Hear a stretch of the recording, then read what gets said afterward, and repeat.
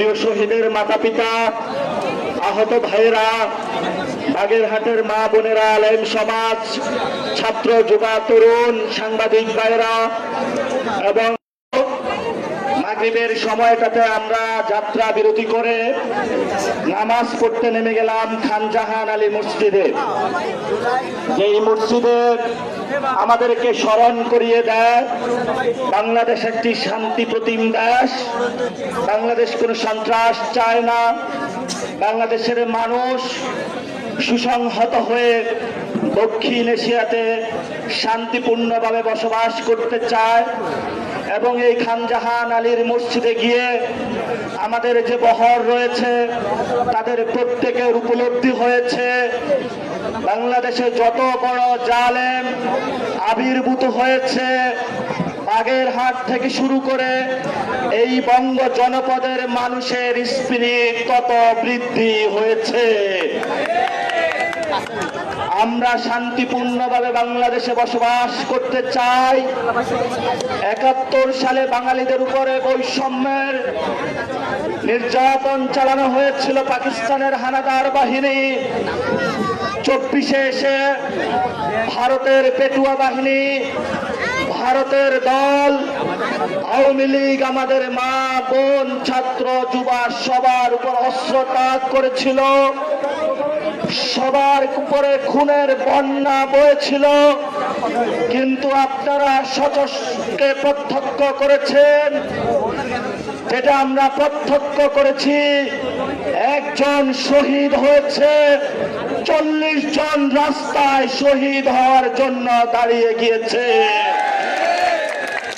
আমাদেরকে কেউ প্রতিহত করতে পারবে না বাংলাদেশে, কারণ আমাদের শিক্ষা, আমাদের সংস্কৃতি, আমাদের অর্থনীতি এমন জায়গা থেকে উৎপত্তি, যেই জায়গায় হিন্দুত্ববাদীর সংস্কৃতির বিপরীতে নতুন একটি সভ্যতার সূতিকার আমরা দক্ষিণ এশিয়াতে বিনির্মাণ করতে চাই। যদি এটা করতে পারি, যদি আমরা মর্যাদার একটি বাংলাদেশ গড়তে পারি, তাহলে বাগেরহাটবাসী আপনাদের যে সন্তান শিক্ষা ব্যবস্থা থেকে বঞ্চিত হচ্ছে, স্বাস্থ্য ব্যবস্থা থেকে বঞ্চিত হচ্ছে, অর্থনৈতিক ব্যবস্থা থেকে বঞ্চিত হচ্ছে, সাংস্কৃতিক অগ্রাসনের করাল গাছে নিপতিত হচ্ছে, এই সকল বিষয়ের যে চ্যালেঞ্জ আমাদের সামনে রয়েছে তা আমরা মোকাবেলা করতে পারবো। প্রিয় বাগেরহাটের এই যে তরুণ যুবা যাত্রা আপনারা একত্রিত হয়েছেন, আপনার সন্তানকে সারাদিন পরিশ্রম করে কিছু টাকা ইনকাম করে ঢাকাতে আপনি পড়াশোনা করতে পাঠান।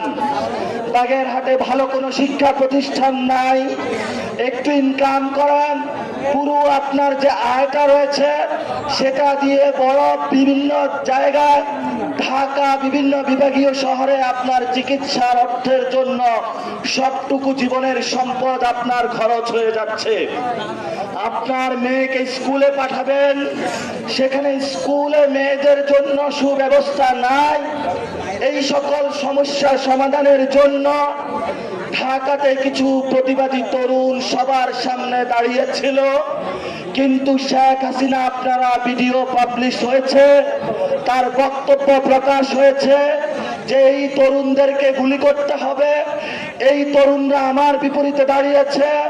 শেখ হাসিনা বলেছিল আমি শেখ ফ্যামিলির রাজনীতি চাই, শেখ হাসিনা বলেছিল যে আমার পরিবার ছাড়া বাহিনী কেউ রাজনীতি করতে পারবে না, কিন্তু আপনাদের মতো কিছু তরুণ দাঁড়িয়ে বলেছিল যে আমার আর শেখ হাসিনার মধ্যে কোনো পার্থক্য নাই রাজনীতির ক্ষেত্রে। তুমি যদি বাংলাদেশের নাগরিক হও, আমিও বাংলাদেশ নাগরিক, তুমি মুজিবের বেটি হইয়া পারিবারিক রাজনীতির কারণে আমার উপরে যদি অপশাসন চালাও, আমি তা মানবার পারবো না। কিন্তু শেখ হাসিনা করলো কি, জনগণের উপর নির্বিচারে হত্যা করলো, গুলি চালালো, কিন্তু সারা বাংলাদেশের 18 কোটি মানুষ পঙ্গপালের ন্যায় রাস্তায় ঐক্যবদ্ধ হয়ে খানজাহান আলীর মতো বীরের বেশে যখন প্রতিবাদের সুর তুলেছিল, শেখ হাসিনা ভারতে পালাতে বাধ্য হয়েছিল। এরপরে একটি ইন্টারাইম গভর্নমেন্ট গঠন হয়েছিল। আমরা রাজপথে থেকেছি গণতান্ত্রিক প্রক্রিয়ায় যাওয়ার জন্য। আমরা একটি দল গঠন করেছি, কিন্তু আমরা রাস্তায় দেখতে পেলাম সেই শেখ হাসিনা শেখ মুজিবের পাহারাদার নব্য চাঁদাবাজদের আবার আমরা আবিষ্কার করলাম। গত 1 বছরে বাংলাদেশে বিভিন্ন জায়গায় বাজারে বাজারে চাঁদাবাজি করে, সিন্ডিকেট বসিয়ে, মাদক ছড়িয়ে, জনগণের উপরে সন্ত্রাস চালিয়ে, মানুষের উপরে পাথর চাপা দিয়ে, মানুষের উপরে নগ্ন উল্লাস করে বাংলাদেশের নব্য শেখ হাসিনা হওয়ার পটভূমি তারা তৈরি করছে। কিন্তু আজকে বাগেরহাটবাসীর সামনে আমরা বলে যাচ্ছি, শেখ হাসিনার যে পরিস্থিতি হয়েছিল, আগামীতেও কেউ যদি তার পথ ধরে তাকেও আমরা বাংলাদেশ থেকে বিদায় করে দিব। আপনারা বাগেরহাটবাসী প্রস্তুত থাকবেন। আপনাদের উপরে কেউ যদি চাঁদাবাজি করতে আসে, সন্ত্রাস করতে আসে, আপনার সন্তানের কাছে মাদক দিতে আসে, আপনার দোকানে সিন্ডিকেট বসাতে আসে, মসজিদ কমিটি দখল করতে আসে, মাদ্রাসা কমিটি দখল করতে আসে, স্কুল কমিটি দখল করতে আসে, আপনারা সংঘবদ্ধ হয়ে তাদেরকে শেখ হাসিনার যেভাবে পালানোতে বাধ্য করেছিলেন, তাদেরকে ঐক্যবদ্ধভাবে বাগেরহাটবাসী একসাথে দৌড়ানোর ব্যবস্থা করবেন। আপনারা বাগেরহাটের তরুণ যুবরা, কথা বাড়াতে চাই না, আপনারা আজকে উপস্থিত হয়ে জানান দিয়েছেন যে আমরা ঐক্যবদ্ধ হয়েছি। আগামীর বাংলাদেশে আমরা চাই একটি গণতান্ত্রিক পরিস্থিতিতে যেতে, কিন্তু গণতান্ত্রিক পরিস্থিতিতে যাওয়ার জন্য আমাদের ইলেকশন কমিশন এটা সংস্কার করতে হবে। আপনাদের কি মনে নাই নুরুল হুদা কমিশন কেমন ছিল? আপনাদের কি মনে নাই রকিব কেমন কমিশন ছিল? যারা রাতের আধারে ভোট ডাকাতি করে শেখ হাসিনার ফ্যাসিস্ট কায়দাকে দীর্ঘায়িত করেছিল। এবং আমরা আরো লক্ষ্য করেছি সেই সরকারে বর্তমান যারা চাঁদাবাজি শুরু করেছিল তাদেরও 5 জন তাদের এমপি ছিল। সেখানে তারা এমপি থেকে শেখ হাসিনা থেকে ফ্ল্যাট নিয়েছিল, ব্যবসা করেছিল।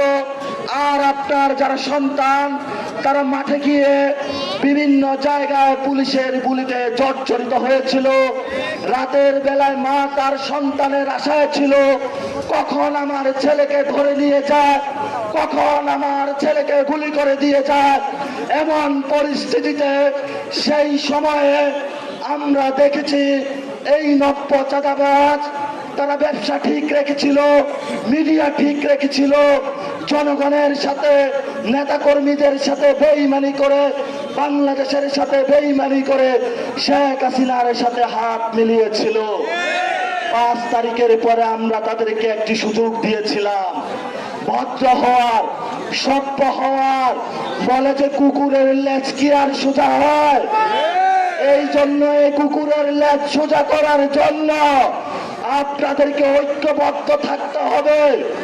যেমন কুকুর তেমন মুগুর আপনাদেরকে দিতে হবে। বাগেরহাটবাসী ঐক্যবদ্ধ থাকবেন। আপনাদের সামনে এখানে আমাদের উপস্থিত হয়েছেন 1 দফার ঘোষক নাহিদ ইসলাম, আক্তার হোসেন, হাসনাত আব্দুল্লাহ, সাজ্জি সালাম। আপনারা ওনাদের কথা শুনবেন। আপনার সন্তান মনে করে ওনারা যে আহ্বান মনে করে বাংলাদেশে সেই সাথে আপনারা যাত্রা করবেন। এই যদি ছেলেগুলো হারিয়ে যায় বাংলাদেশ হারিয়ে যাবে। তারা দেখিয়েছিল 5 তারিখে শেখ হাসিনাকে পালাতে বাধ্য করেছিল। আগামী তো যদি সন্ত্রাস চাঁদাবাজিদের বিরুদ্ধে আপনার সন্তান নাহিদ ইসলাম, আপনার সন্তান আক্তার হোসেন, আপনার সন্তান হাসনাত আব্দুল্লাহ, আপনার সন্তান সাজ্জি সালাম যদি ডাক দেয়, আপনারা কি রাজপথে ঐক্যবদ্ধভাবে থাকবে? আমরা সবাই হাত তুলে শপথ করি বাগেরহাটবাসী, জীবন যতদিন থাকবে ততদিন লড়ে যাব ইতিহাসে বাগেরহাটবাসী স্বর্ণাক্ষরে লেখা থাকবে ইনশাআল্লাহ। ধন্যবাদ সবাইকে। ইনকিলাব ইনকিলাব। সংগ্রামী বন্ধুগণ, আপনারা সেই বেলা দুপুর 2টা থেকে এই সমাবেশে উপস্থিত রয়েছেন, আমাদের জন্য অপেক্ষা করছেন। এখন আমাদের সমাবেশের এই পর্যায়ে বক্তব্য রাখবেন জুলাই গণঅভ্যুত্থানের প্রথম রাজবন্দী জাতীয় নাগরিক পার্টির সদস্য সচিব সংগ্রামী জননেতা আখতার হোসেন। ইনকিলাব ইনকিলাব ইনকিলাব ইনকিলাব।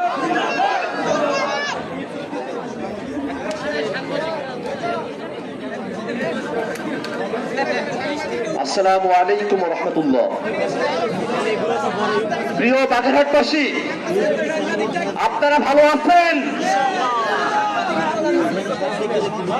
এই তো সেই জুলাই মাস, যে জুলাই মাসে আমরা বাংলাদেশে 1.5 যুগের মতো সময় ধরে যে ফেসিবাদ চেপে বসেছিল, সেই ফেসিবাদকে বাংলাদেশ থেকে আমরা উৎখাত করে ভারতে পাঠিয়ে দিয়েছি। সেই জুলাই মাস যখন আমাদের সামনে উপস্থিত, 1 বছর সময়ও যায় নাই, আমরা দেখলাম জুলাইতে যে আকাঙ্ক্ষা নিয়ে, জুলাইতে যে চিন্তা নিয়ে, জুলাইতে যে আশা নিয়ে আমার ভাইয়েরা রাজপথে এসেছিল, জীবন দিয়েছিল, রাজবন্দী হয়েছিল, আমাদের সেই আশাগুলোকে দুমড়ে মুচড়ে ওরা ছারখার করে দিচ্ছে। জুলাইতে আমরা গিয়েছিলাম, এমন এক বাংলাদেশ আমরা পাবো যেই বাংলাদেশে কোনো চাঁদাবাজি থাকবে না। এমন এক বাংলাদেশ আমরা পাবো যেই বাংলাদেশে কোনো টেন্ডারবাজি থাকবে না। এমন এক বাংলাদেশ আমরা পাবো যেই বাংলাদেশে কোনো নির্যাতন থাকবে না। কিন্তু দুর্ভাগ্যের বিষয়, দীর্ঘ সময় পরে হাসিনা থেকে আমরা মুক্তি পেয়েছি, কিন্তু হাসিনার নির্যাতনের স্টাইল থেকে আমরা মুক্ত হইতে পারি নাই। হাসিনার সময়টাতে বিশ্বযুদ্ধে রাজপথে ছাত্রলীগের কুলাঙ্গাররা ডান্ডা দিয়ে কুপিয়ে হত্যা করেছিল।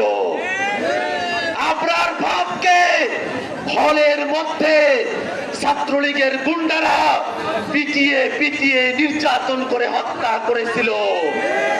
সেই বাংলাদেশে আমরা দেখতেছি চাঁদা না দেওয়ার কারণে আমাদের এক ব্যবসায়ী ভাইকে পাথর দিয়ে নির্যাতন করে ওরা হত্যা করেছে।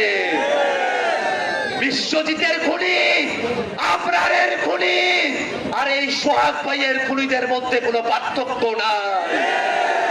বিশ্বজিৎ আবরারের খুনিকে আমরা বাংলাদেশ থেকে বিদায় করেছি, সোহাগের খুনিদেরকেও আমরা বাংলাদেশে স্থির হইতে দেব না। ভাইরা আমার, বাংলাদেশের মানুষের উপরে গুম, খুন, নির্যাতন, ক্রসফায়ার বাংলাদেশের উপরে কম হয় নাই। এই যে বাহিনীগুলো বাংলাদেশের মানুষকে গুম করত, মানুষকে খুন করত, আয়না করে রাখত, 5 আগস্টের পরে এই বাহিনীগুলোর আচরণে কোনো পরিবর্তন হয়েছে?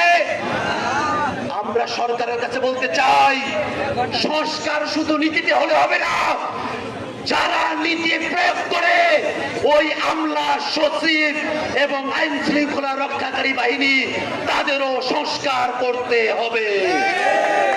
এখনো পর্যন্ত বাংলাদেশের প্রশাসনে, বাংলাদেশের আইন শৃঙ্খলা রক্ষাকারী বাহিনীতে আওয়ামী দোসররা ওত পেতে বসে আছে। এতদিন পরে এসে আওয়ামী লীগের দোসরদের, আওয়ামী পুলিশদেরকে, আওয়ামী আমলাদেরকে বিচারের আওতায় নিয়ে আসতে পারে নাই। আমরা অন্তর্বর্তীকালীন সরকারকে বলবো, অবিলম্বে আওয়ামী আমলা, আওয়ামী পুলিশ, আওয়ামী বাহিনীকে বিচারের আওতায় দাঁড় করাতে হবে। ভাইরা আমার, বাংলাদেশ রাষ্ট্রটি সে অনেক আগে থেকে ধর্মীয় সম্প্রীতির মধ্যে তারা বসবাস করে এসেছে, কিন্তু দুর্ভাগ্যের বিষয়, ৭২-এর সংবিধানে সেকুলারিজম, ধর্ম নিরপেক্ষতাকে অ্যাড করে বাংলাদেশে ধর্ম বিদ্বেষের, ইসলাম বিদ্বেষের রাজনীতি চর্চা করা হয়েছে। আমরা স্পষ্ট করে বলতে চাই, আমাদের বাংলাদেশ ধর্ম বিদ্বেষের বাংলাদেশ হবে না, ধর্মীয় বিভেদের বাংলাদেশও হবে না। আমরা দেখেছি আওয়ামী লীগের সময়টাতে আমাদের হিন্দু ভাইদের উপরে আক্রমণ করা হয়েছে, তাদের বাড়ি ঘরে আগুন দিয়ে দেওয়া হয়েছে। রাজনৈতিক স্বার্থের জন্য আওয়ামী লীগের পান্ডারা জমি দখল করার জন্য আওয়ামী লীগের সন্ত্রাসীরা হিন্দু কমিউনিটির উপরে আঘাত করে বাংলাদেশের মুসলমানদেরকে ভিলেন বানানোর চেষ্টা করেছে। এই বাংলাদেশে হিন্দু মুসলমান আমরা কোনো পার্থক্য করতে চাই না। এদেশের মুসলমানের যতটুকু অধিকার, এদেশের হিন্দু, বৌদ্ধ, খ্রিস্টান, সাঁওতাল, চাকমা, বারবা সকলের একই ধরনের অধিকার।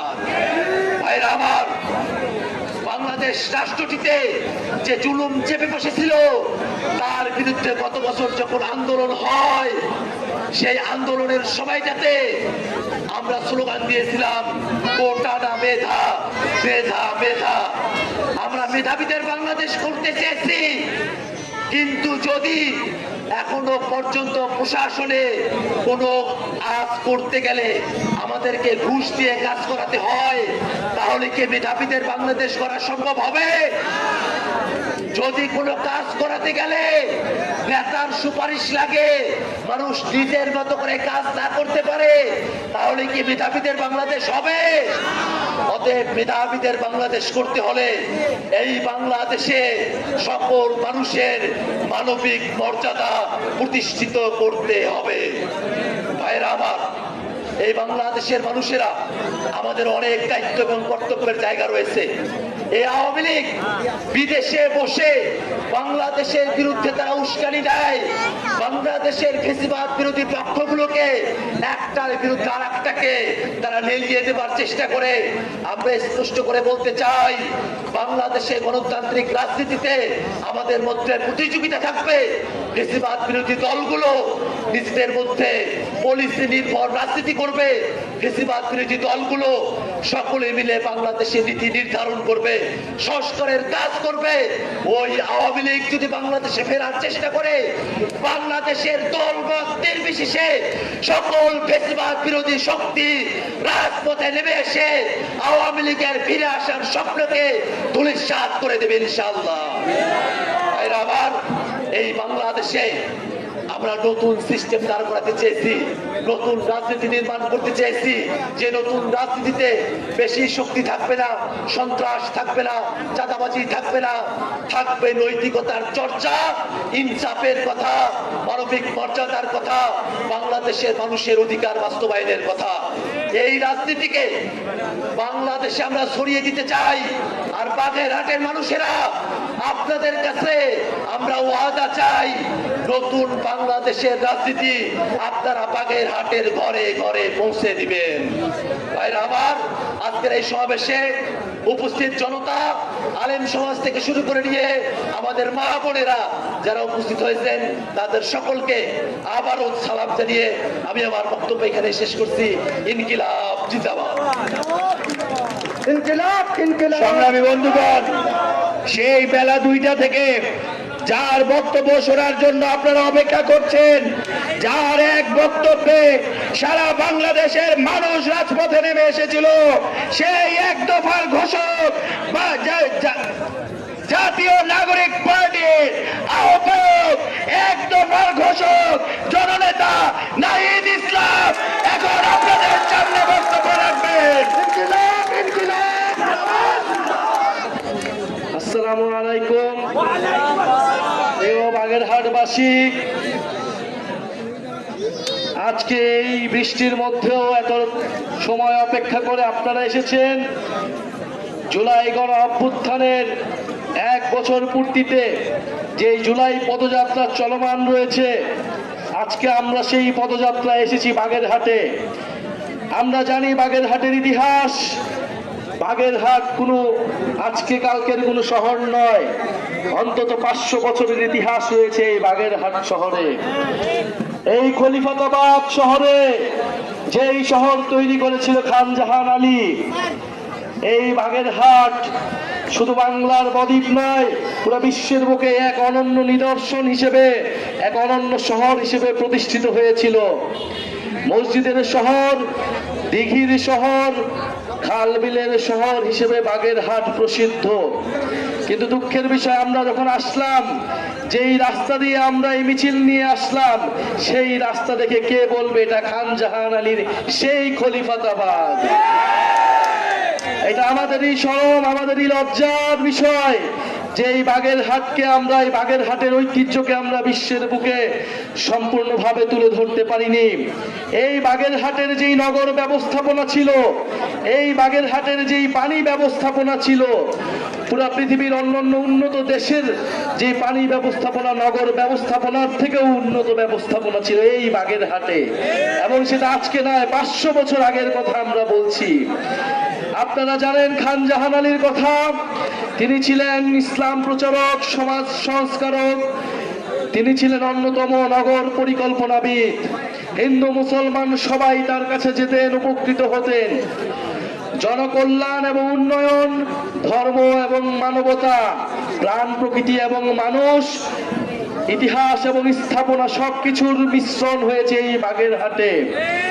এবং এই বাগেরহাট প্রতিরোধের অন্যতম দুর্গ হিসেবে প্রতিষ্ঠিত হয়েছিল 1971 সালের মুক্তিযুদ্ধে এবং জুলাই গণ অভ্যুত্থানে। আমাদের সাথে রয়েছে এই সকল শহীদ পরিবারেরা যাদের সন্তান, এই বাগেরহাটের সন্তান, ফ্যাসিবাদের হাত থেকে বাংলাদেশের মানুষকে মুক্তি দেবার জন্য জীবন দিয়েছিল, রক্ত দিয়েছিল। প্রিয় বাগেরহাটবাসী, আমরা সেই আত্মত্যাগ ভুলিনি, আমরা সেই জীবন দান ভুলিনি। আমরা তাই আজও বলছি, আমাদেরকে সেই ফ্যাসিস্ট গণহত্যাকারীদেরকে বিচারের আওতায় আনতে হবে। বিচার, সংস্কার এবং নতুন সংবিধানের মাধ্যমে আমাদেরকে সামনের দিকে এগোতে হবে। আমরা কোনো দলের বিরোধিতা করি না, কোনো দলের বিপক্ষে বলি না। আমরা বলি পুরনো বন্দোবস্তের বিপক্ষে, আমরা বলি পুরনো রাজনৈতিক সংস্কৃতির বিপক্ষে। প্রিয় বন্ধুগণ, যারা পুরনো বন্দোবস্তকে টিকিয়ে রাখছে, পুরনো চাঁদাবাজির সংস্কৃতি, মাফিয়ার রাজনীতিকে টিকিয়ে রাখছে, আপনাদেরকে সবাইকে তার বিরুদ্ধে আবারও দাঁড় হতে হবে, আবারও কথা বলতে হবে, আবারও রাজপথে নামতে হবে। প্রিয় বাগেরহাটবাসী, আমরা বলেছি স্পষ্টভাবে, এই গণ অভ্যুত্থানের শক্তি, এই তরুণ প্রজন্ম কোন নির্বাচনী ভাগবাটোয়ারায় বিশ্বাস করে না। কোন নির্বাচনী ভাগবাটোয়ারায় তারা পুরনো বন্দোবস্তের সাথে আপোষ করবে না। আমরা বলেছি রাষ্ট্র সংস্কার এবং দেশ পুনর্গঠন করতে হবে। রাষ্ট্র সংস্কার এবং দেশ পুনর্গঠনের জন্য দরজা খোলা রয়েছে। আপনারা সেই দরজায় যদি এখনো প্রবেশ না করেন, এখনো যদি সংস্কারের পথে না আসেন, পুরনো বন্দোবস্তকে যদি সমর্থন করেন, চাঁদাবাজ, মাফিয়া এবং দুর্নীতির রাজনীতিকে যদি টিকিয়ে রাখতে চান, জনগণ আপনাদের বিরুদ্ধে কিভাবে নামছে আপনারা কি দেখছেন? সেটা বিশ্ববিদ্যালয়গুলোতে ছাত্র সমাজ কিভাবে আবার রাজপথে নামছে চাঁদাবাজ দখলদারদের বিরুদ্ধে, আপনারা দেখে এখনই হুঁশিয়ার হন। এখনো সময় আছে। যারা মাফিয়া সিস্টেমকে টিকিয়ে রাখতে চায়, দুর্নীতিকে টিকিয়ে রাখতে চায়, জনগণ কোনোভাবেই তাদেরকে আর মেনে নেবে না। বাগেরহাটে কি চাঁদাবাজি কমেছে? দখলদারিত্ব কমেছে? আমাদের শহীদ ভাইয়েরাকে এই জন্য জীবন দিয়েছিল। এই সিস্টেমকে বদলাতে হবে, শুধু দল বদলাইলেই হবে না। আমরা এই সিস্টেমের বিরুদ্ধে কথা বলছি। এই মাফিয়া, এই দুর্নীতি, এই চাঁদাবাজির সিস্টেমকে বদলাইয়া নতুন সিস্টেম আনতে হবে, যেখানে মানুষ তার অধিকার পাবে, মানুষ তার মর্যাদা পাবে। প্রিয় বন্ধুগণ, আমরা চাই বাগেরহাটে শিক্ষার ব্যবস্থার প্রসার হবে, বাগেরহাটে স্বাস্থ্যের প্রসার হবে, বাগেরহাট থেকে সকল দুর্নীতিবাজ এবং দখলদারদেরকে বিতাড়িত করতে হবে। আপনারা আইনের আশ্রয় নিন, আইন ব্যবস্থাকে শক্তিশালী করুন এবং পুলিশ প্রশাসন এবং সরকারকে বলবো, এই যে ব্যবসায়ী নিহত হলো এর দায় কি কেবল একটা দলকে আমরা দিব? সরকার এবং পুলিশকেও এর দায় নিতে হবে। এবং পুলিশ প্রশাসন আজকে যেন মনে হচ্ছে চাঁদাবাজদেরকে ভয় পেয়ে তারা কাজ করে, দখলদারদের বিরুদ্ধে তাদের কোনো অ্যাকশন আমরা দেখি না। পুলিশ প্রশাসনকে জনগণের পক্ষে দাঁড়াতে হবে, চাঁদাবাজদের বিরুদ্ধে দাঁড়াতে হবে। যদি তারা দলবাজ প্রশাসনের মতো আচরণ করে তাহলে মনে রাখবেন এই ফ্যাসিবাদের সময়ে যারা দলবাজ হয়েছিল তাদের পরিণতিও আর আপনাদের পরিণতি একই হবে। প্রিয় বাগেরহাটবাসী, আজকে যারা উপস্থিত রয়েছেন ছাত্র তরুণ, আজকে যারা মুরব্বীরা উপস্থিত হয়েছেন, আমাদের মা খালারা উপস্থিত হয়েছেন, আলেম সমাজ উপস্থিত হয়েছেন, আপনাদের সামনে আমরা এসেছি একটা প্রতিশ্রুতি নিয়ে। আমরা গণ অভ্যুত্থান করেছিলাম স্বৈরাচারী হাসিনার বিরুদ্ধে, আমরা গণ অভ্যুত্থান করেছিলাম এই মাফিয়া দুর্নীতিবাজ চাঁদাবাজির সিস্টেমের বিরুদ্ধে।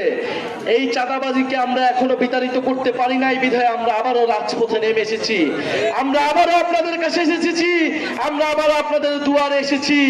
আপনারা আমাদের প্রতি আস্থা রাখুন, আমরা ঐক্যবদ্ধভাবে এই চাঁদাবাজ দুর্নীতি এবং মাফিয়া সিস্টেমকে আমরা পরিবর্তন করব। অবশ্যই শহীদদের প্রতি এইটা আমাদের কমিটমেন্ট এবং জুলাই সনদ অবশ্যই বাস্তবায়ন হতে হবে, জুলাই ঘোষণাপত্র অবশ্যই বাস্তবায়ন হতে হবে এবং এটা এই জুলাই আগস্ট মাসের মধ্যেই হতে হবে। 3রা আগস্ট ঢাকায় দেখা হবে, শহীদ মিনারে মানুষের মুক্তির ইস্তিহার, চাঁদাবাজ মাফিয়া সিস্টেমের বিরুদ্ধে ইস্তিহার এবং জুলাই ঘোষণাপত্র আদায়ে আমরা ঐক্যবদ্ধ হচ্ছি। বাগেরহাটবাসী আসবে, এই স্লোগান হবে, এই খবর টানা জনতা, ইয়া প্রশ্ন সংগ্রাম, দালালি না রাজপথ, অ্যাকশন টু অ্যাকশন, বাগেরহাটের অ্যাকশন, এই চাঁদাবাজির বিরুদ্ধে, এই দখলদারের বিরুদ্ধে, এই দুর্নীতির বিরুদ্ধে, এনসিপির অ্যাকশন, ইনকিলাব ইনকিলাব, এনসিপি এনসিপি। আসসালামু আলাইকুম রহমতুল্লাহ।